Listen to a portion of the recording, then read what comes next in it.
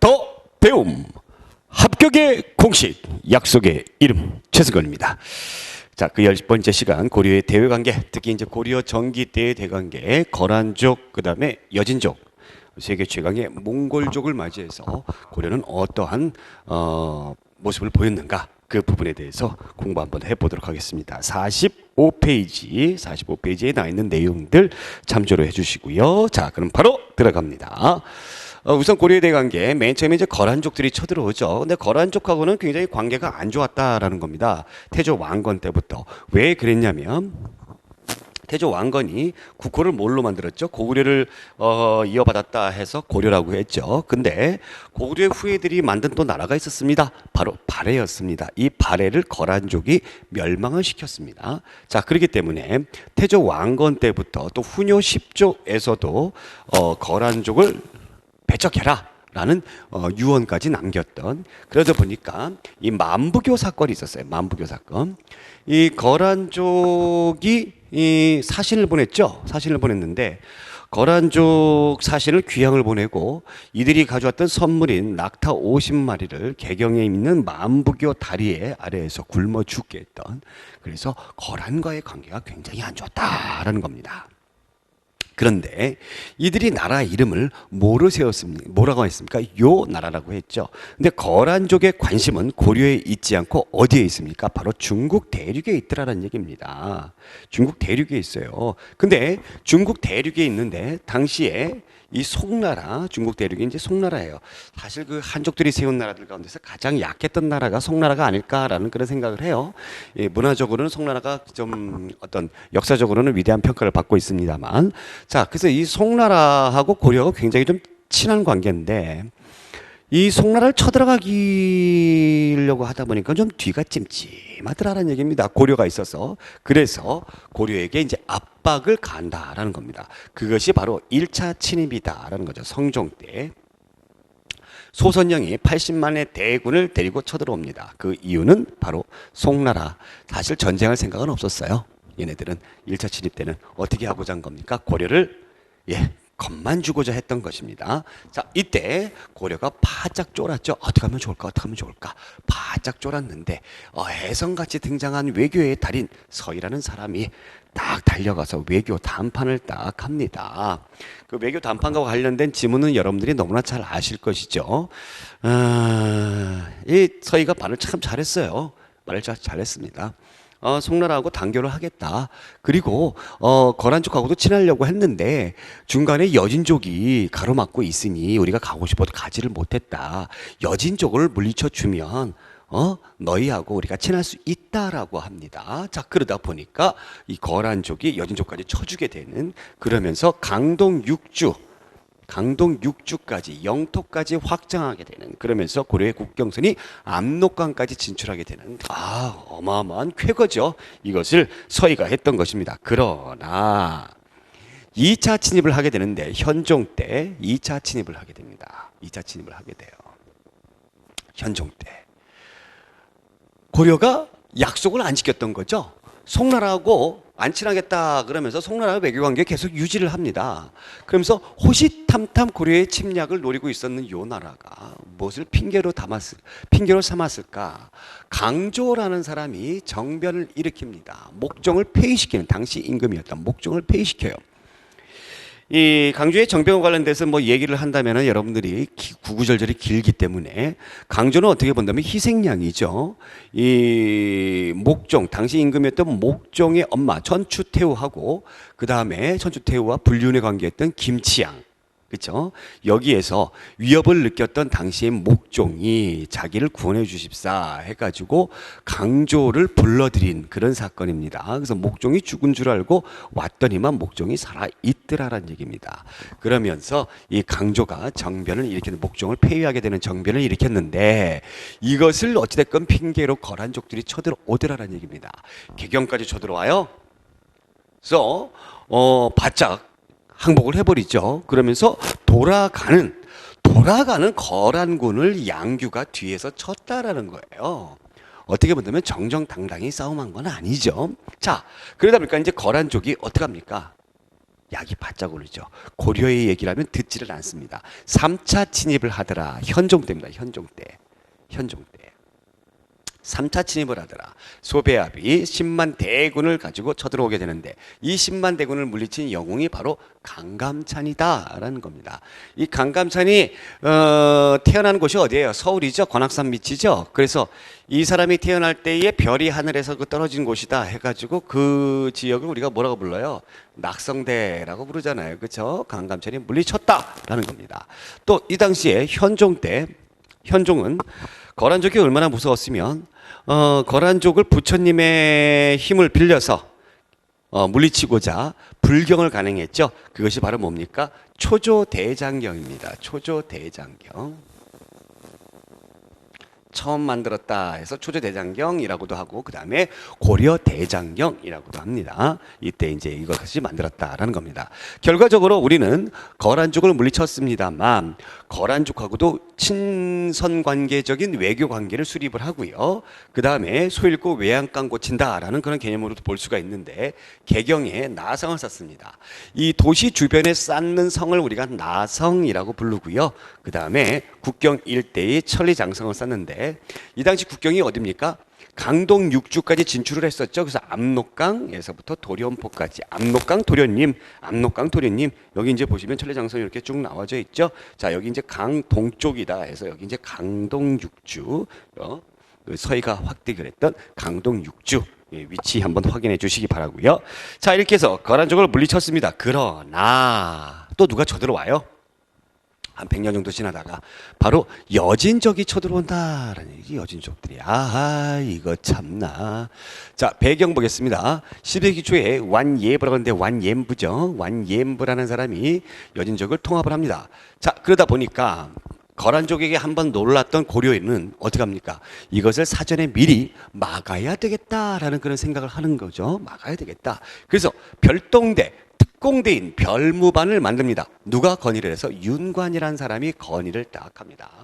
건의를 해서 별무반을 딱 만들어요. 얘네들은 이제 말 타고 다니는 유목민족이다 보니까 신기군, 기병대를 지금으로 신기군, 그 다음에 보병대, 신보군, 그 다음에 스님으로 형성된 항마군 이렇게 별무반을 만든다라는 겁니다. 주의하셔야 되는 거는 여러분들이 신의군이 있었죠. 우리가 지난 시간에 공부했던 신의군은 뭐예요? 삼별체 중에 하나였죠. 그러니까 이거 잘 구분해 주셔야 됩니다. 숙종 때 윤관이 건의를 했어요. 그래서 예종 때에 윤관이 별무반 17명이 아니라 17만 명을 이끌고 17만 명을 이끌고 동북 지방에 가서 9개의 성을 쌓습니다. 이것이 바로 동북구성이다라는 겁니다. 동북구성. 동북구성. 그런데 1년 만에 반환한다라는 겁니다. 자, 여기 보시면 이것이 이제 우리 교재에도 나와 있는 척경입비도예요. 척경입비도. 척경입비도는 여기 이제 윤관의 모습을 보이고 있고요. 이 비석을 세우는 겁니다. 동북구성 세우면서 비석. 여기 우리 땅이다. 이 그림도 잘 보셔야 돼요. 또 한 가지 여기서 중요시 여기는 거는 별무반은 숙종 때 만들고요. 예종 때 동북구성 쌓았다라는 거. 요것도 여러분들이 주의하셔야 됩니다. 아시겠죠? 네. 자, 1년 만에 반환을 했어요. 왜 반환을 했을까요? 당시에 윤관의 승승장구를 폐하파했던, 질투했던 많은 문신들에 의해서 윤관은 정치 일선에서 물러나게 되고 결국에는 1년 만에 반환을 하더라는 얘기입니다. 결과로 이 여진족은 금나라를 건국합니다. 금이라고 건국을 하고 우리나라에게 오히려 군신 관계를 요구합니다. 이때 최고 집권자가 누구였더라고요? 이자겸이라고 그랬죠. 이자겸이 이를 수용하게 되면서 북진 정책은 좌절하게 된다라는 겁니다. 약간의 암기 팁을 제가 말씀드릴게요. 금여야 요거이 뭐야 이렇게 외우세요. 금여야 요거이 뭐야 이렇게 약간의 암기 팁. 이게 뭐예요? 금나라가 세운 나라, 여진족이 세운 나라는 금나라, 거란족이 세운 나라는 요나라 이렇게 보시기 바랍니다. 양기 팁으로. 자, 참고로 한번 보겠습니다. 오히려 별무반의 영웅이었던 윤관이 패장으로 전락을 하게 되죠. 이게 무슨 소릴까요? 자, 우리의 역사 그 사료에는 윤관과 관련된 내용들이 여기 담겨져 있습니다. 여진이 소굴을 1차 맹세코 보복하고자 먼 곳에 추장들을 이끌고 공격하는데 속임수와 장기를 쓰지 않는 것이 없었다. 성이 험하고 튼튼해 쉽게 함락당하지는 않았으나 싸우고 지키느라 우리 군사의 손실 역시 많았다. 고려 사저료에서 동북 구성이 비효율적이다라고 이야기를 하고 있습니다. 예. 자, 또 한 가지 볼게요. 고려가 구성을 쌓아 우리가 마음 편안히 돌아갈 곳이 없으니 구성을 돌려주면 대대로 자손에 이르기까지 세공을 정성껏 닦고 감히 기아와 작은 돌도 고려와의 경계 위에 던지지 않겠다. 이건 누가 했던 얘기입니까? 여진족들이 했던 얘기입니다. 구성을 돌려달라라고 얘기한 겁니다. 또 한 가지, 조정에 있는 신하들이 파업까지 하면서 반란을 주장하고 윤가는 패장으로 몰려서 파직됐습니다. 결국에 이렇게 했기 때문에 우리가 애써 그 조직을 했던 정예부대, 별무반도 유명무실하게 되는 것이고요. 그 다음에 애써 빼앗았던 국경적인 동북구성도 돌려주게 되면서 더 큰 결과로 우리는 금나라의 4대의 예를 갖추게 되는 그런 약소국으로 전락하게 되었다라는 거. 참 역사의 아이러니죠. 자, 그 다음에 몽골과의 전쟁을 보겠습니다. 몽골과의 전쟁. 13세기 무렵에 여러분들이 이 몽골이 금나라를 공격합니다. 금나라를 공격해요. 그리고 거란을 복속시키죠. 세계 최강이죠. 자, 그런데 우리가 몽골과 언제 처음으로 맞부딪히느냐? 강동성에서, 강동 육지 있는 그쪽에서 김취려 장군과 처음으로 만듭니다. 이 몽골이 이제 밑으로 내려오면서 거란족을 이제 쫓아 내려옵니다. 그래서 거란족을 이제 내몰고 거란족이 근데 우리 국경으로 들어오다 보니까 우리 고려군도 거란족을 어떻게 하기 위해서 물리치기 위해서 같이 가죠. 어떻게 하다 보니까 여몽연합부대가 거란족을 물리치게 됩니다. 그런데 이때 이제 우리가 몽골과 처음 만나게 되는데, 근데 이 몽골족들이 오히려 우리한테 뭐라고 그래요? 우리가 거란족 물리쳐줬으니, 응? 우리를 형님으로 섬겨. 그래서 형제 관계를 맺게 되더라라는 얘기입니다. 그런데 몽골족들이 1차 침입을 해요. 왜 침입을 합니까? 거란족을 물리친 대가로 무리한 공물을 요구하기 시작합니다. 그래서 몽골 사신을 우리에게 파견하는데, 몽골 사신으로 고려에 누가 갈래? 그랬더니 몽골인 사신인 저고요. 이렇게, 그래서 이름이 저고요인가 봐요. 농담이에요. 저고요가 오다가 피살당하죠. 이것을 구실로 해서 1차 진입을 하는데 박서가 귀주해서 열심히 항전을 했습니다만 결국에는 우리가 몽골의 요구를 들어주게 됩니다. 그러면서 감독관인 다루가치를 남기고 몽골군이 철수를 하게 되는데, 이 치자 들어가는 게 이제 못목하는 사람, 우리 말 중에서는 조금 이제 좀 맞춰 부르는 그 표현이죠. 뭐 양아치, 장사치, 뭐 그렇게, 예, 그래서 다루같이 다루는 사람, 감독관을 남기고 돌아갑니다. 그런데 몽골이 2차 침입을 하더라는 얘기입니다. 2차 침입을 하더라. 2차 침입. 왜? 당시에 집권자였던 최우가 몽골과의 항전을 위해서 강화도로 수도를 옮겨요. 강화도로 옮겼다는 것은 몽골은 해군이 없기 때문에 끝까지 항전을 하겠다라는 것을 의미하는 것이죠. 자, 그래서 2차 침입을 하는데 김윤우라는 스님이에요. 이분 스님이에요. 스님이 처인성에서, 처인 부곡입니다. 처인 부곡이에요. 향부곡 썼죠? 예. 여기에 있는 사람들하고 같이 해가지고 몽골군 사령관 살리타를 죽여버립니다. 이것이 몽골의 역사상, 세계에 정복을 했던 몽골의 역사상 사령관이 이렇게 와서 죽음을 당한 게 전무후무한 역사죠. 대단한 겁니다. 대단한 거예요.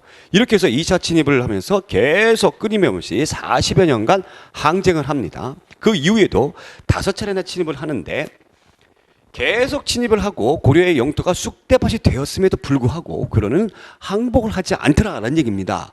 그래서 몽골 애들이 고려는 왜 저럴까 연구를 해요. 세계를 정복을 했던 몽골군들이 보통 뭐 무패잖아요. 무패 행진인데 한 달 안에 어떤 국가든지 간에 전부 다 어떻게 해요? 초토화를 시켰던 그런 민족들이죠.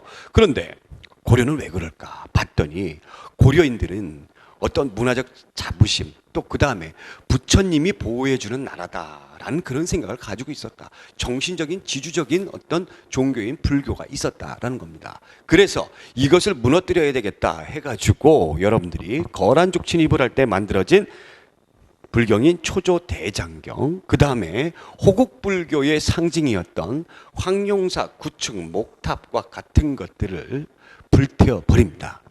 이것을 어느 한 역사 선생님은 몽골군은 유목민족이어서 뭐 유순하고, 그런데 항복을 하게 되면 우리의 말을 잘 들어주고, 근데 그렇지 않게 되면 화가 나가지고 눈에 보이는 것이 없어서 문화재도 잘 모르고 얘네들은 무식해서 다 불태 없었다라고 TV에 나와서 말씀하셨는데, 그건 정말 잘못된 생각이고요.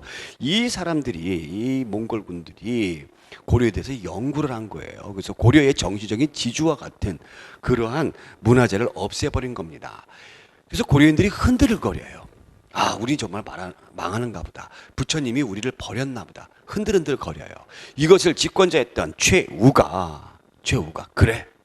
그렇다면 우리가 초조대장경보다 더한 문화재를 만들어야 되겠다 해가지고 8만 대장경을 강화도에서 조판을 하게 되는 겁니다. 이 8만 대장경 세계 문화유산입니다만 8만이에요. 8만. 장경판이 8만이고요. 이거는 앞과 뒤에 양각으로 세워져 있는, 파여져 있는 그런 세계적인 문화재죠. 오타가 거의 없고요. 거의 없고. 이 8만 대장경이 있기 때문에 인도라든가 중국의 이 불교를 연구하는데 아주 기본적인 자료로 된다고 합니다.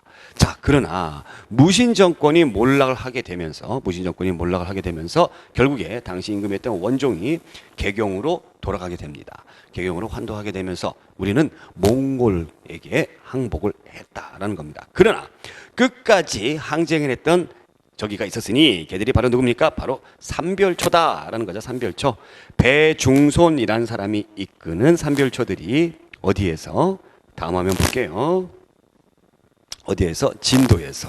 그 다음에 김통정이라는 그 장군이 이끄는 삼별초들 제주도에서, 이런 분들 제주도의 항파두성이라는 성을 쌓고 끝까지 항전을 했다라는 겁니다. 자, 여기 보시면 이제 이렇게 항전을 했죠. 이렇게 강화도에서 진도에서 제주도로 이렇게 이어져 가면서 항전을 했다라는 겁니다. 이게 제주도에 있는 항몽 전적비를 말씀을 보시고 계시는데, 교재 잠깐 보시면은 여러분들이 몽골과의 항전에서 특히 어디 보시면 47페이지에 삼별초의 항전, 거기 그 가로 6번 나오죠? 가로 6번 보시면 진도에 있는 거는 용장산성, 그 다음에 제주도에 있는 거는 항파두성. 이 이름도 여러분들이 기억해 두셔야 됩니다. 이것도 최근 들어서 이제 심화적인 문제로 이것이 가끔 시험 문제 출제가 되기 시작을 했어요. 삼별초는 결국에는 여몽연합군에 의해서 장렬히 전사를 합니다. 근데 몽골 애들이 이때에 일본의 존재에 대해서 위협을 느끼기 시작을 했어요. 왜냐하면 삼별초가 일본과의 외교 관계를 맺기 시작을 했거든요. 그러면서 이 일본하고 연합함대를 구성을 해서 고려를 다시 재탈환하고자 하는 의도가 있었습니다. 그래서 나중에 삼별초를 어떻게 하고 무찌르고 나서 이 몽골 애들이 일본의 원정을 가게 되는 그런 원인이 되기도 했고요. 삼별초에 이런 자주적인 어떤 그 항전이 있었기 때문에 몽골이 고려를 두려워하기 시작을 해요. 그래서 직접적인 지배가 아니라, 아주 강압적인 지배가 아니라 주권은 이때 내정 간섭 정도 하는 간접적인 지배 방식으로 고려를 관리하게 됩니다. 자, 이렇게 해서 고려 정기 때의 대외 관계에 대해서 알아보았습니다. 자, 다음 시간에는 고려 후기 때의 대외 관계를 알아보도록 합니다. 오늘 여기까지. 고맙습니다.